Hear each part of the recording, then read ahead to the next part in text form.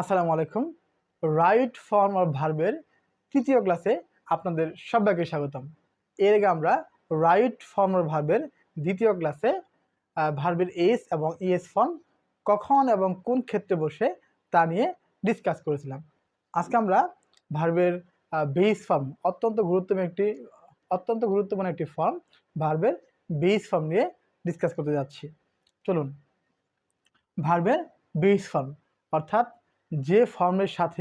ভার্বের যে ফর্মের সাথে এস, ইএস, আইএনজি, ইডি, ইয়ান কোনো কিছু যুগ নেই, যে ফর্মটি হচ্ছে নির্যাস, খাঁটি, নির্ভেজাল ফর্ম, সেটা হচ্ছে বেস ফর্ম।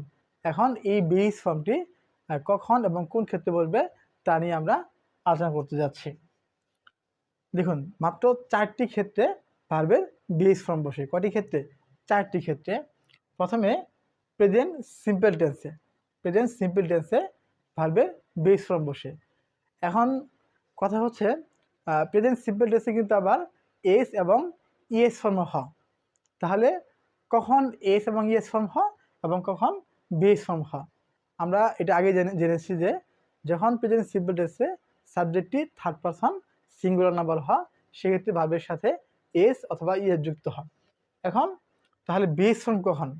যখন প্রেজেন্ট সিম্পল টেন্সে সাবজেক্টটি থার্ড পারসন সিঙ্গুলার নাম্বার না হবে, অর্থাৎ যদি সাবজেক্টটি থার্ড পারসন সিঙ্গুলার নাম্বার হয় সেক্ষেত্রে হবে কি এস অথবা ইএস ফর্ম, আর যদি না হয় তাহলে কি হবে? Base form. তাহলে আমরা লিখতে পারি যে সাবজেক্ট থার্ড পারসন সিঙ্গুলার না হলে, অর্থাৎ প্রেজেন্ট সিম্পল টেন্সে যখন সাবজেক্টটি থার্ড পারসন সিঙ্গুলার নাম্বার না হবে, সেক্ষেত্রে আমরা ভার্বের বেস ফর্ম বসাবো। নাম্বার 2, প্রিপোজিশন টু এর পর। আমরা জানি আমাদের অসংখ্য প্রিপোজিশন রয়েছে। এখন এই সবগুলো প্রিপোজিশনের মধ্যে শুধু টু, যে প্রিপোজিশনটা খুবই গুরুত্বপূর্ণ একটি প্রিপোজিশন, শুধু টু এর পরে যখন দেখবেন যে একটি ভাব রয়েছে, তাহলে সেই ভাবটি অবশ্যই ভার্বের বেস ফর্ম হবে। Number 3, this is another important rule of base form, and that is modal এর পর। অর্থাৎ মোডাল এর পর যখন দেখবেন কোনো ভাব আছে, সেটা অবশ্যই ভার্বের বেস ফর্ম দিবেন। এখন এক্ষেত্রে আপনাদের অবশ্যই মোডালগুলো চিনতে হবে, যেমন can, could, may, might, shall, should, will, would, must, have to, had better, would rather. এগুলো হচ্ছে কি মোডাল ভার্ব। এই মোডাল ভার্বগুলোর পরে যদি কোনো ভার্ব আসে, তাহলে সেগুলো অবশ্যই ভার্বের বেস ফর্ম হবে।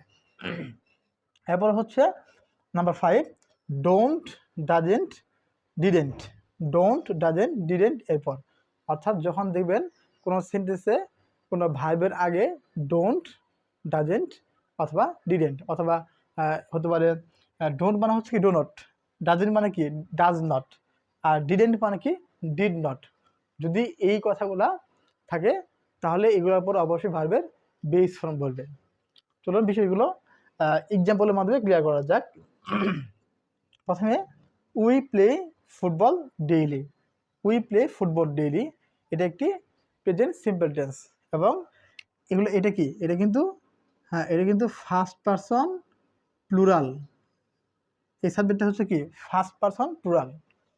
এটা কিন্তু থার্ড পারসন সিঙ্গুলার নাম্বার না। যেহেতু এটা থার্ড পারসন সিঙ্গুলার নাম্বার না এবং এটা প্রেজেন্ট সিম্পল টেন্স, সেক্ষেত্রে এটা কী হবে? ভার্বের বেস ফর্মটা হবে। আর একটা কথা বলে রাখি যে আমাদের যখন গেপ আসবে, ভার্ব দিয়ে রাইট ফর্ম আর ভার্বে যখন গেপ দিয়ে আসবে, তখন এই গ্যাপের ভিতরে অবশ্যই, অর্থাৎ ব্রেকেটের ভিতরে অবশ্যই ভার্বের বেস ফর্মটা দেওয়াই থাকে, অন্য কোনো ফর্ম দেওয়া থাকে না সাধারণত। অর্থাৎ এখানে ব্র্যাকেটে ভার্বের বেস ফর্মটা দেওয়া থাকে। যদি বেস ফর্মের নিয়মে পড়ে তাহলে ওটাই বসাবেন, আর যদি অন্য কোনো নিয়মে পড়ে, অন্য কোনো ফর্মের নিয়মে পড়ে, তাহলে আপনি সেই ফর্মটা ইউজ করবেন। এখন উই প্লে ফুটবল ডেইলি, এটা প্রেজেন্ট সিম্পল টেন্স এবং এখানে সাবজেক্টটি থার্ড পারসন সিঙ্গুলার নাম্বার না, এটা হচ্ছে ফার্স্ট পারসন প্লুরাল নাম্বার। সেক্ষেত্রে আমরা এখানে ভার্বের বেস ফর্মটাই বসাবো, অর্থাৎ এখানে প্লেই থাকবে। এখানে কি হবে? প্লেই থাকবে। প্লেই থাকবে। এবার হচ্ছে উই শুড ঠিক exercise to keep body fit. এখানে শুড হচ্ছে একটি মোডাল, শুড কি একটা মোডাল, আর এরপর কি আছে একটা টু আছে। আমরা কি শিখছি যে মোডালের পর সবসময় ভার্বের বেস ফর্ম, কি ভার্বের বেস ফর্ম। আর যেহেতু শুড হচ্ছে একটা মোডাল, তাহলে এরপর কী হবে ভার্বের বেস ফর্ম, অর্থাৎ যে ফর্মটা আছে সেই ফর্মটাই কি কারেক্ট। এরপর হচ্ছে কি টু, আমরা কিন্তু এটাও জেনেছি যে প্রেপোজিশন টু এর পরে ভার্বের বেস ফর্ম বসে। যেহেতু টু হচ্ছে একটি প্রেপোজিশন, তাহলে এরপরে কি ভার্বের যে ফর্মটা আছে অর্থাৎ যে বেস ফর্মটা আছে সেই বেস ফর্মটাই বলবে, অর্থাৎ to keep body fit. We should ঠিক exercise to keep body fit. Last, they didn't come here. আমরা কি জানি যদি কোনো ভার্বের আগে ডোন্ট, ডাজেন্ট অথবা ডিডেন্ট থাকে তাহলে ভার্বের বেস ফর্ম হয়। আর এখানে কাম কি হচ্ছে একটা বেস ফর্ম, তাহলে এটাই হচ্ছে কি আমাদের অ্যান্সার। এর কি আছে ডিডেন্ট রয়েছে, তাহলে they didn't come here. Thank you, আশা করি আমার ক্লাসগুলো বুঝতে পারছেন। পরবর্তী ক্লাসে আলোচনা করব ভার্বের অন্য কোনো ফর্ম নিয়ে। সে পর্যন্ত সবাই ভালো থাকুন, সুস্থ থাকুন এবং আমার সাথেই থাকুন। আসসালামু আলাইকুম।